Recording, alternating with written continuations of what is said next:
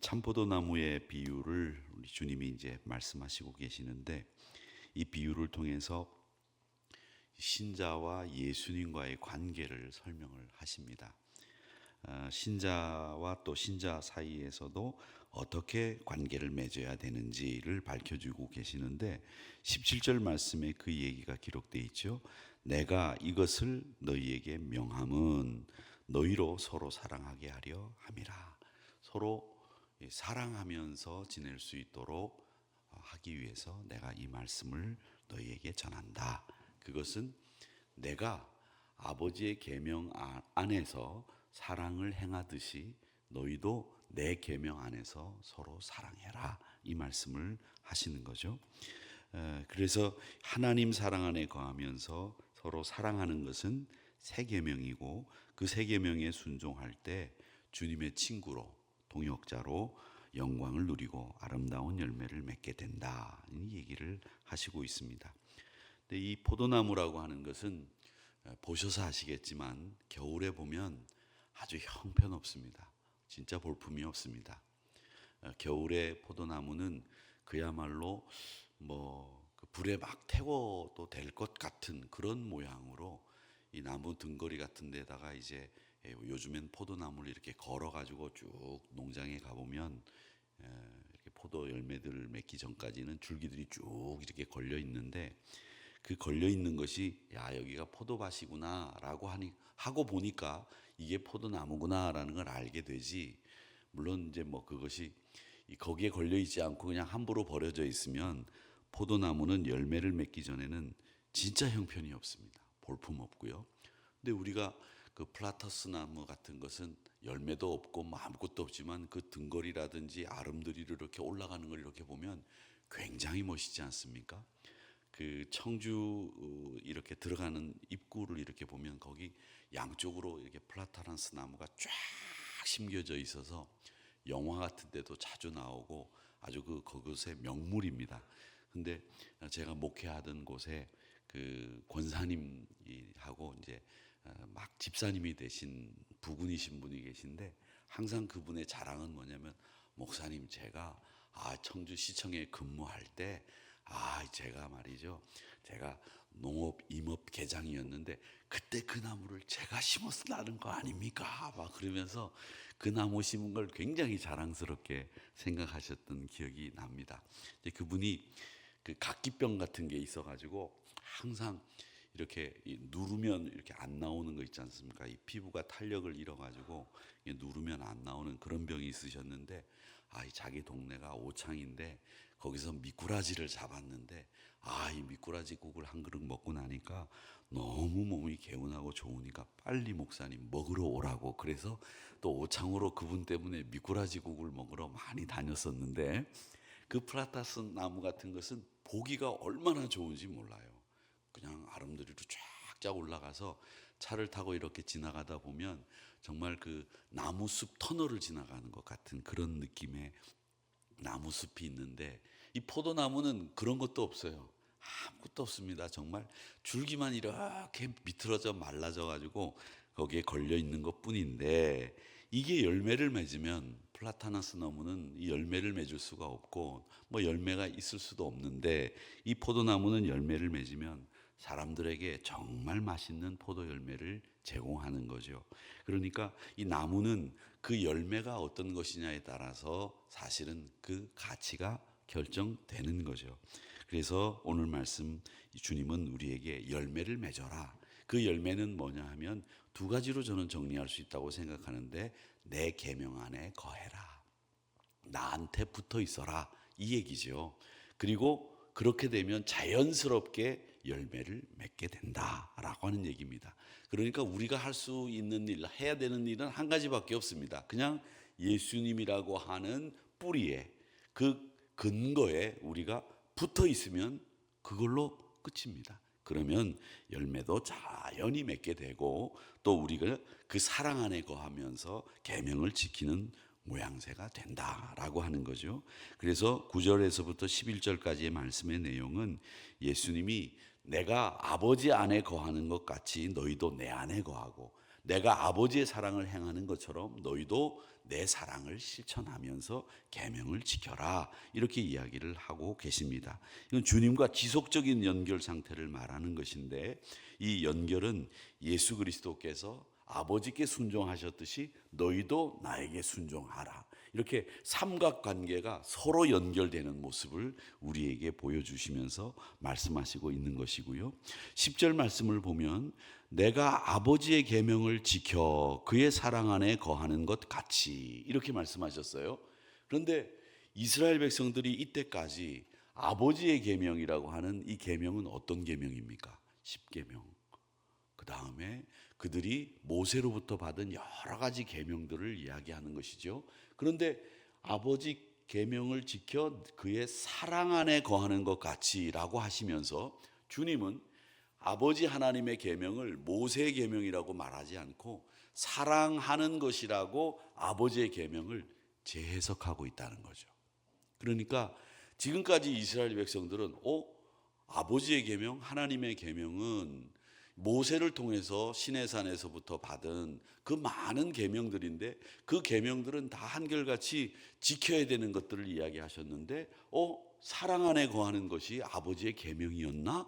이렇게 생각할 수 있도록 하나님의 그 계명을 예수님은 다시 재해석해서 아버지의 계명의 정말 진정한 가치는 사랑 안에서 사랑을 행하는 것이다, 이렇게 말씀하셨다는 겁니다. 그래서 이 10절의 말씀은 우리 예수님이 이 지금까지 유대인들이 생각하던 계명을 다시 해석해서 그것이 사랑이다, 그리고 나도 그 사랑의 계명을 너희에게 전하니 너희도 서로 사랑해라, 이 얘기를 하시는 겁니다. 그러면서 그 서로 사랑하라고 하는 말씀 속에는 뭐가 담겨 있습니까? 순종해야 된다라고 하는 것이 담겨 있습니다. 이 순종이라고 하는 것은 여러분 분명하게 기억해야 될 것은 내가 말씀 안에서 그의 계명을 순종하고 따르는 것인데, 이 순종에는 항상 우리 의지가 결단을 해야 되는 거예요. 그러니까 여러분들이 그냥 자연스럽게 우리가 예수님 앞에 붙어 있으면 열매를 맺는 것은 꼭 붙어 있으면 그냥 열매를 맺는 거예요. 이건 의지적인 결단이 필요 없습니다. 그런데 하나님의 말씀을 내가 꼭 지켜야 되겠다, 붙어 있어야 되겠다 라고 하는 것은 여러분의 의지와 결단이 필요하다는 겁니다. 그러니까 이를 꽉 물고 예수님이 발로 차도 안 떨어져야 됩니다. 그리고 물론 예수님이 발로 찰 리도 없겠지만 예수님 곁에 꽉 붙잡고 예수님의 손을 꽉 붙잡고 동행하셔야 됩니다. 그래야 우리가 그 예수님에게 순종한다라는 말씀을 들을 수 있고, 이 결단은 우리 안에 기쁨을 넘치게 하고 놀라운 일들을 경험하게 되는 통로가 될 줄로 믿습니다. 여러분 그렇게 예수님에게 꼭 붙어 있으셔야 됩니다. 왜 보면 옛날에 요즘에는 이 교회 안에서 게임도 별로 잘 안 하죠. 게임 좀 해요. 게임도 좀 안 하는데 옛날에는 게임 많이 했습니다. 게임하면 끝나고 난 뒤에 자, 3명 이제 이러면 거기 한 50명이 쫙 있어서 노래를 부릅니다. 어떤 노래? 뭐 어려운 노래도 안 불러요.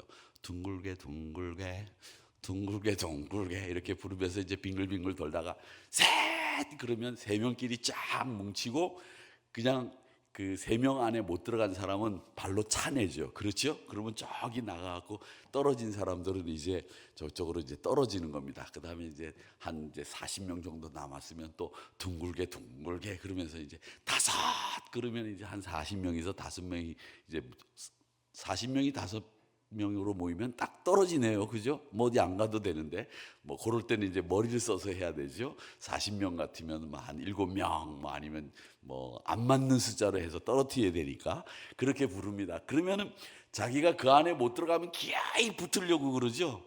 네? 그렇게 붙을 때 막 웃고 떠들고, 그리고 자기네들끼리 먼저 7명이 붙었다 그러면 8명째 오는 사람은 막 발로 차내고 밀지 않습니까? 근데 그때 우리 사람들이 자기 7명을 지키기 위해서 8번째 온 사람을 밀어내는 것과 같이 그렇게 예수님은 우리를 밀어내는 법 없지요. 늘 우리가 예수님께 그냥 안간힘을 쓰고 붙으려고 하면 붙여주시는 분이 우리 예수님이십니다. 그렇게 우리 예수님은 우리 안에 거할 수 있도록 예수님 안에 거할 수 있도록 만들어주시는 분이시다. 그러니까 우리가 기어이 그 안에 들어가서 예수님과 함께 붙어 있으려고 하는 강한 의지와 결단이 여러분 안에 있기를 주님의 이름으로 축복합니다. 자, 그 다음에 12절에서부터 15절까지의 말씀은 이제 하나님과 예수님과의 관계를 쭉 설명하시다가 이제는 신자와 신자의 관계로 확장이 돼요. 확장이 되면서 내가 너희를 사랑한 것 같이 너희도 서로 사랑하라, 이렇게 말씀하셨습니다. 그래서 예수님이 내가 사랑의 샘플이야, 내가 아버지를 사랑하는 모습 봤지, 그러니 너희도 서로 그렇게 사랑해야 된다, 이렇게 말씀을 하시는 겁니다. 그래서 십자가 앞으로 나아가시는 예수님처럼 제자들은 자기의 유익을 구하기보다는 희생적인 사랑을 보여주신 예수님의 제자인 것을 서로 사랑하는 것을 통해서 보여주어야 된다라고 하는 것이죠. 예수님의 제자들이 이렇게 사랑의 명령을 행할 때에 너희는 내 친구다, 그냥 친구가 아니다, 그렇게 할 때 친구가 된다, 이렇게 말씀을 하셨습니다. 자, 그러면서 사랑의 열매를 서로 사랑하게 되면 맺게 된다고 이야기를 하시는데, 이 1절에서부터 시작된 이 요한복음 15장의 이야기는 뭘 얘기하느냐면 열매를 이야기하는 겁니다. 열매. 그러니까 여러분, 이 요한복음 15장은 열매 얘기고 누가복음 15장은 무슨 얘기예요? 잃어버린 얘기죠. 잃어버린 얘기들이 쭉 나오고 요한복음 15장은 쭉 열매 얘기들이 계속 나오게 되면서 이 보혜사 성령이 우리 안에 이 모든 것을 증언한다는 이야기로 끝을 맺게 되는데, 내일 아침에는 이제 이 보혜사 성령에 대한 이야기를 우리 주님이 하시게 되는데, 열매가 주제입니다. 그러니까 이 열매를 맺는다는 것은 이 결국 뭐냐면 다른 게 아니에요. 내 삶이 예수님 때문에 바뀌는 거예요. 그리고 내 삶이 바뀐 삶이 더 성숙해져 가는 것, 그게 열매를 표현하는 말씀입니다. 열매가 표현하는 말씀입니다.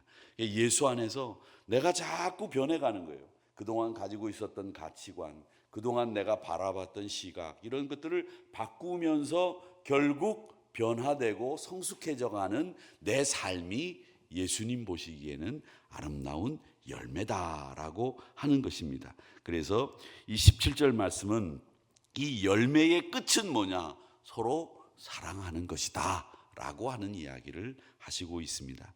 우리 사랑하는 하늘의 성도 여러분, 서로 사랑 안에 거하시기를 바랍니다.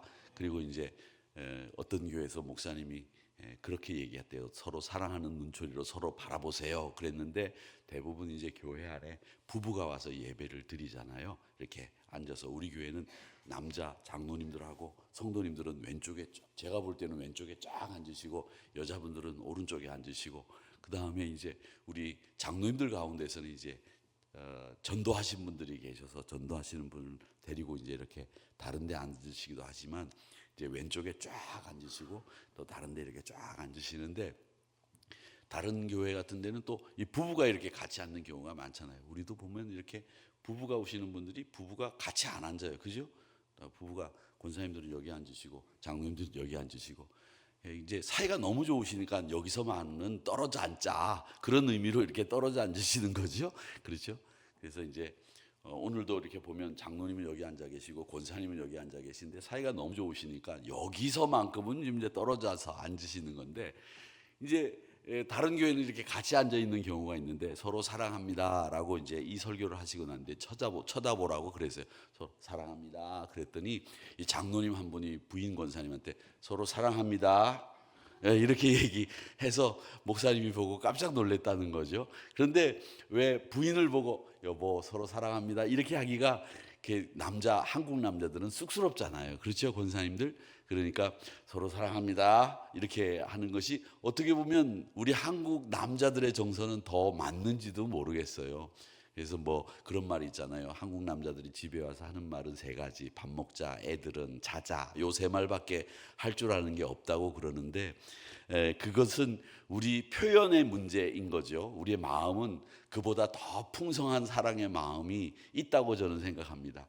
우리 교회 장로님들은 이렇게 떨어져 앉으시지만 그 거리만큼 더 깊은 사랑이 그 안에, 그 사이에 있다. 저는 그렇게 보는데, 항상 서로 사랑하는 일, 이건 우리 주님이 우리에게 주신 가장 큰 계명이요, 하나님 앞에 보이신 주님의 모범이다라고 하는 것을 기억하시면서 기쁨이 충만해 주시고 서로 사랑하라는 계명을 지켜서 예수님의 친구로, 오늘 부르신 찬송처럼 예수님의 친구로 한 주간도 승리하는 우리 하누리 성도님들이 다 되시고, 한 주간 이제 이번 주는 내일 날씨가 풀린다고 하니까 이제 봄이 오는 것 같습니다. 우리 신앙도, 여러분의 생활도, 우리 대한민국의 정치와 경제도 기지개를 켜는 날이 곧 오게 될 줄로 믿습니다.